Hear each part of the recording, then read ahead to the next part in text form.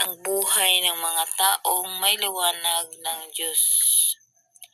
According to Philippians chapter 2 verse 15, shine like stars in the universe. So shine like nights. So maningning ang buhay ng mga taong may liwanag ng Diyos. So kapag nanampalataya tayo sa Diyos, lahat tayo maningning ang buhay natin at may liwanag sa Diyos. So napakaganda mga kapatid at kaibigan na kapag maningning ang buhay, topic is to do without what God has done within.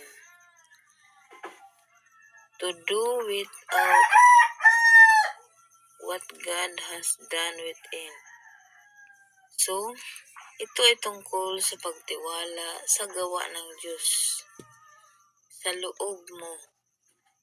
Sa loob natin. Una, hindi ka umaasa sa sarili mong gawa lang.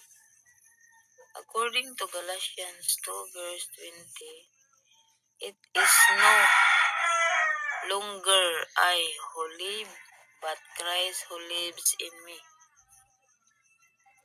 So, ang Diyos natuyo sa atong kasing-kasing. Katulo, pag-surrender sa plano ng Diyos. So, brothers and sisters, ang lahat ng ating mga mean of light in a dark world. So, what mean of light in a dark world? So, light in a dark world, ito ay tungkol sa pagiging liwanag sa gitna ng kadiliman. According to Matthew 5 verse 14, you are the light of the world. Tawag sa pagiging positibo at gabay sa iba. So, this is the light in darkness.